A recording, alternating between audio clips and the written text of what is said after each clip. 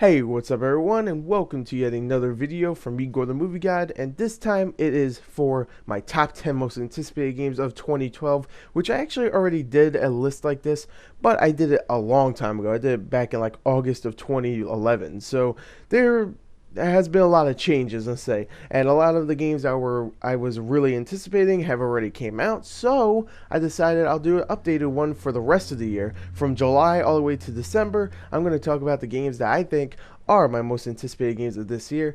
Of course, E3 just passed, and we realized a lot of those games that were shown, like the big ones, are coming out in 2013, so it's not going to be a jam-packed list, but it's still going to be a great list. So let's start off with, of course, the honorable mentions. Alright, so the honorable mentions here are games I'm still looking forward to in this year, but I just couldn't fit them in my top 10. So, you know what, let's get straight into it. There's 6 of them. So, the first honorable mention is Fable The Journey, which is another Fable game, and I love Fable, and if it was Fable 4, it would definitely be in my top 10. But seeing that it's not, it's a Connect game that's on rails, I'm not looking forward to it as much, but I'm still looking forward to playing it. So, Fable The Journey. My next honorable mention is Zero Escape Virtue's Last Reward, which you're probably going, what the hell is that? Well, I'm going to tell you. Remember that game, 9 Hours, 9 Persons, 9 Doors, that I loved back in 2010? You don't? Well, go check out the review. I did it in 2011. It's a fantastic game, one of my favorite portable games of all time, and this is the sequel to that, so I'm really looking forward to it. The reason why it's not in my top 10 is because they're going for the full, like, voice acted route, which I'm a little scared of because it's a Japanese game, and voice acting with Japanese games don't really work out, but hopefully it's still going to be really good, and I really like the characters. I don't know, it's coming to the PS Vita and the 3DS, so hopefully it'll be really good. So my next honorable mention is Transformers Fall of Cybertron, which is of course the sequel to War for Cybertron, which was a fantastic game. The reason why this is not in my top 10, it would be in my top 10, but the reason it's not is because of two things. One, they dropped the co-op campaign, which is, I mean, I don't care that much, but still, they dropped in. That's a little weak. I would have loved a co-op campaign, but they dropped it. And also, they made Dark of the Moon from last year, and that game wasn't all that great, and I'm a little skeptical. I'm a little skeptical. I mean, the graphics look beautiful, the game itself looks fun, they explained a lot of stuff that seems unique to it, but I'm still a little skeptical, so that's the reason why it's not in my top 10. Every other reason is the reason why it is in my top 15, because it looks great, graphics are beautiful, I love Transformers, blah blah blah. So anyway, there you go. Next honorable mention. Now, Sleeping Dogs is my next honorable mention, which this game was actually originally the True Crime Hong Kong game, the third True Crime game in the series. Well, they of course ditched that name because it got bought out by Square Enix. I can't remember who owned it last time, but Square Enix bought the game and then switched the name to Sleeping Dogs. And I have to admit, I can't wait for this game. It looks like it's gonna be a lot of fun. It's a free roam game in Hong Kong where you play as a dude who can beat the crap out of people and shoot a lot of people. It looks like it's going to be a nice little diversion from like GTA or Saints Row, where it's all American people. This one, it's I think Chinese or Japanese, I can't remember. Where's Hong Kong in? I don't know. I swear I'm bad with this stuff, but well, it's just going to be a nice change of pace. So there you go, Sleeping Dogs. Looking forward to it. Looking forward to it. Now my next honorable mention is Deadlight, which is a new game that looks almost like Limbo, if Limbo's kid was not a kid, he was a man, and there were zombies everywhere, because the silhouetted type graphics definitely remind me of Limbo. The game itself just looks absolutely gorgeous. I love the way they're using this style, just like Limbo did. I don't think it's a ripoff at all. The gameplay looks like it's going to be fun, and there's actually a story which could be really good. So Deadlight actually looks like it will be worth the money. I'm looking forward to playing it. It looks like it could be a lot of fun. So now my last honorable mention finally is Call of Duty Black Ops, which I already know I'm getting so much hate for, but I'm going to tell you this. It's going to be fun. It's going to be a cool game. The story might be as good as Black Ops 1. I don't know. I really like the story for Black Ops 1. I don't know. It could be a lot of fun. Zombies could be fun. The multiplayer is going to be a lot of fun, but I'm going to say this right here. I'm getting a little tired of Call of Duty, okay? It's pretty much the same every year, and luckily Black Ops wasn't the same when it came out in 2010. It actually had some cool little things that was going on in the story, but multiplayer wise it was exactly the same, and I'm still looking forward to it, but not as much as, say, Modern Warfare 2 or I don't know, Black Ops, when it was still feeling fresh.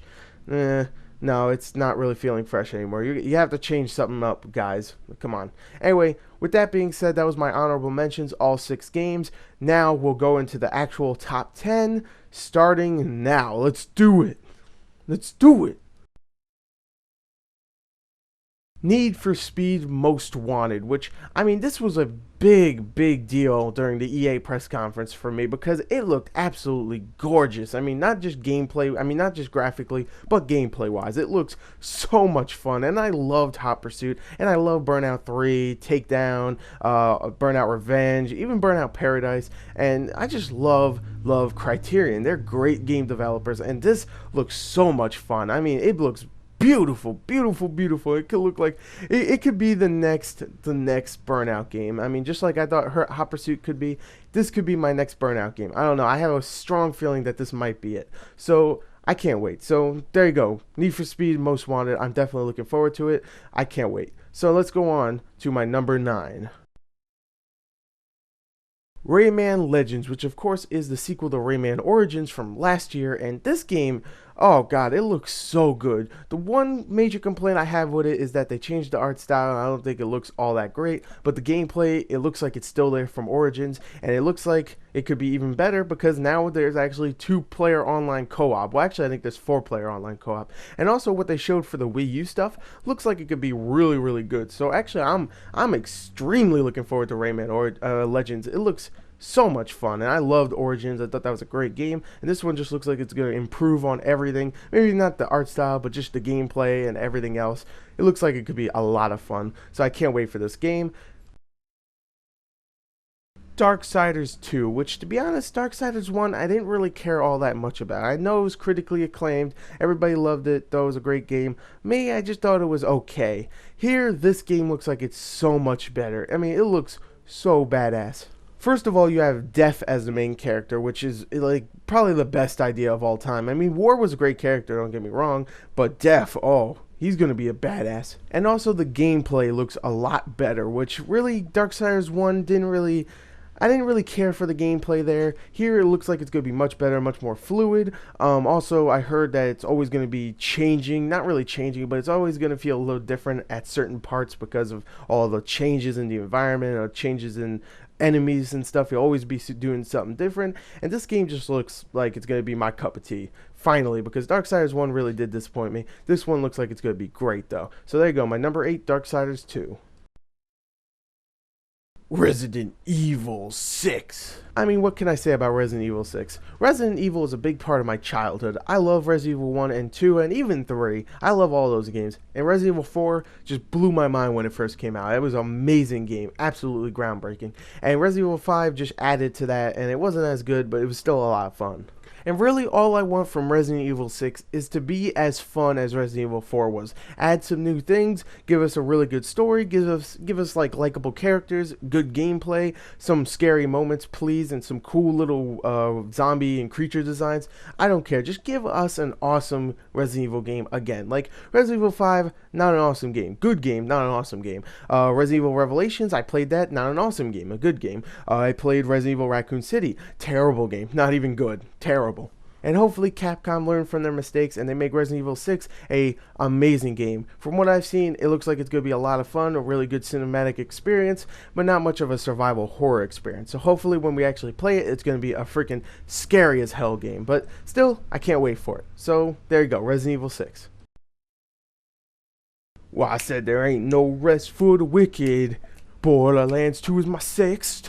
I loved Borderlands 1, it was so freaking good. Oh my god, there was so many guns. So yeah, I enjoyed Borderlands 1. I thought it was a fantastic game. It was so much fun. I mean, in 2009, I couldn't wait for this game after I heard it was going to be an RPG game, 4-player co-op, and a bajillion guns, and I couldn't wait. And this game just looks like it's adding more to the game. It looks like it's going to spruce up the visuals, make them even more gorgeous than they already were, give us some awesome new creatures to fight, more guns, more characters to love, like Claptrap, of course, maybe a new Claptrap, maybe, I don't know. I love Claptrap, so maybe we'll have a new Claptrap. Oh, I love Claptrap. I don't care. I just need a new Claptrap. And hopefully, of course, more hours of addictive shoot 'em up fun, because I love Borderlands for that. And of course, the co-op. The co-op, it was a lot of fun, and the loot. Oh my god, the loot. Ugh. So yeah, Gearbox, do not disappoint, or I will crush your skull. I'll do it. So yeah, there you go. Borderlands 2. Hitman Absolution, which of course is the long-awaited sequel to Blood Money that came out in 2006. Yes, it's been 6 years since we've seen Agent 47. Well, actually 5 if you want to count the movie. But no, in all seriousness, that movie sucked, and this game looks absolutely phenomenal. I cannot wait for it, because I love Hitman Blood Money. At first, when I played it, I was a little skeptical. I was like, it's okay. Then I played it on Steam many, many years later, like last year, and I was like, wow, this game's so good. And then I just rebought it on 360, and I'm playing the hell out of it. And hopefully, the things you can do in Hitman Blood Money will come into play in Hitman Absolution, like, of course, kill people silently, or if you just want to say screw it and go in guns and blazing, that you can. I just like the sense of choice in these games, and Hitman Blood Money definitely does that. So hopefully Absolution does, and from what I've seen gameplay wise so far, it definitely does that. Oh my god, the gameplay is so good. It's so awesome. You could take hostages if you want, or you could just sneak out of there. You can just take an AK-47 and kill everybody, or you could snap one dude's neck and just use his suit to get past everybody. It looks so awesome. I love Hitman, and I cannot wait for this game. So there you go. There's Hitman Absolution, a definite first day buy when it comes out in November. Far Cry 3, enter dubstep music here. Boom, boom, boom, boom. This game blew my mind when I first saw it during the Ubisoft conference of 2011. I mean, it looked absolutely gorgeous, and for a game that wasn't even coming out for another year and a half, that's saying a lot. But now, since then, we've seen a lot more gameplay. Hell, we just saw more gameplay during the Ubisoft conference, and it looks like it's going to be a rip-roaring time. I mean, there's going to be 4-player co-op, there's going to be a map editor, there's going to be multiplayer, there's going to be a whole single-player campaign, which you can actually free roam in. It looks like it's going to be chock full of content, and I cannot wait for this game. Oh, and also, I have to mention, it probably has one of the best villains ever of all time in a video game. I mean, I'm just watching these trailers, and this villain is just like, oh my god, this guy is freaking awesome. His name is Voss, I think, and he is so badass. I love this villain, and I cannot wait to play this game for the gameplay, the open worldness, the multiplayer, and now the story because of him. He's such an awesome main villain. So anyway, there you go, Far Cry 3. I cannot wait for it. Also, the Ubisoft conference showed boobies, and that's enough for me to definitely buy this game. So anyway, hey, I bought Lollipop Chainsaw, and there's no other reason besides boobies. So anyway, yeah, and let's go on to our number 3.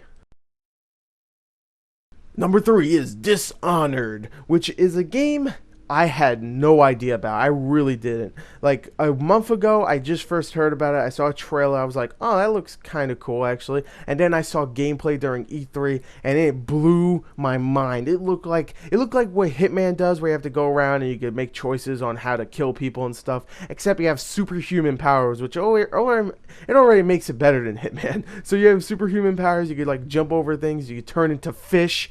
You could turn into fish and then like spy on enemies and stuff. And it has a very Bioshock-ish look, and it just looks so badass. This game, I cannot wait for it. There's nothing else for me to say. I don't even know what the story really is about. It's about like some bodyguard that failed to protect the queen, and now he's being marked to death or something. I don't know. But really, the story isn't why I'm actually going to play this game. It's because of the ways you can choose your targets and kill them. Use your superpowers to do it. You could turn into a fish. A fish. This isn't even Animorphs. This is awesome. Dishonored looks so freaking good. I cannot wait to play this. It looks like it's going to be a super powered Hitman, and after this comes out, Hitman does come out, so playing these two back to back, it's going to be so awesome. So there you go. Dishonored. I can't wait for it. Assassin's Creed 3, which, just like Far Cry 3, when I saw this at the Ubisoft press conference, I was looking forward to it, don't get me wrong, but after Revelations and getting a little bored of Assassin's Creed, I was like, okay, it's going to be great, I already know, but it's not going to blow my mind. And then I saw the gameplay, and it blew my freaking mind. It really did. It looked so freaking awesome. And it looks like Assassin's Creed during American Revolution. You have a main character named Connor, who looks like a complete badass here, and he's like climbing on trees, he's hunting wolves, he is shooting a few few of them. The rest are running off. He's just hunting, trying to do side missions and stuff. And it looks so awesome, just how it's set up. You'll find little villages and woods and stuff, and then you'll go to like army camps and stuff, and you'll see a bunch of redcoats there, and you could, if you want, just run in there and like, hey guys, I'm gonna stab everybody in the face. You're all dead. And it looks so immersive environmentally, and the gameplay just looks awesome. It looks like it's going to be Assassin's Creed, except maybe a little bit more responsive. This game has been worked on for a couple years now, and it looks like it's just going to be a much better Assassin's Creed, which I just cannot wait for. And also, I do want to see the story of Desmond Miles be continued, because I do like his story and I want to see where it's going to go next. And I do like the character, mostly because he's voiced by Nolan North, because I don't know, it's like Nolan North has a thing in his contract that says you have to play every main character in a video game. Do it. So yeah, there you go. Assassin's Creed 3 looks absolutely phenomenal. Definitely look out for it. And here it is. Drum roll, please. My number one video game of 2012 is Halo 4. What do I have to say about Halo 4? Well, first of all, Halo. That's one thing. Number 2, Halo. Number 3, Halo. Halo is my favorite series of all time, and I was a little skeptical, just like Assassin's Creed, when I wanted to see gameplay. I was like, okay, it's not made by Bungie, and it's a continuation of a story that wasn't supposed to continue, and alright, let's see this. And the gameplay was amazing. It looks like it's just going to take all the elements that make Halo amazing, the gunplay and all that, and then just expand on it with some awesome looking weapons, a great looking story, amazing graphics, and just an awesome multiplayer, just like any other Halo game. Halo has the best multiplayer of all time, in my opinion. I'm just going to say that right there. And I mean, it's Master Chief. I just can't wait for this game. It looks so good, and 343 Industries looks like it's going to nail this game out of the park. I love looking at this game, and I cannot wait to play it. I'm going to love it even more when I get to play it.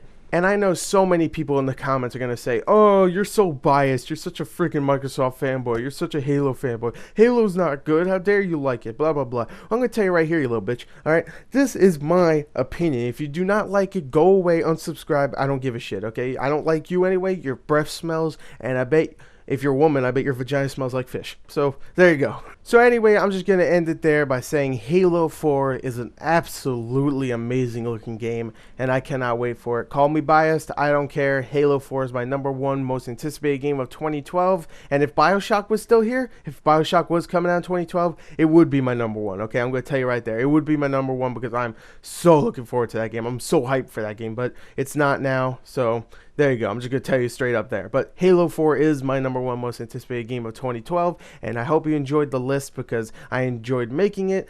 There you go. There's my updated list for 2012. I hope you enjoyed it. Thank you. And happy gaming, people. Yay. Bye.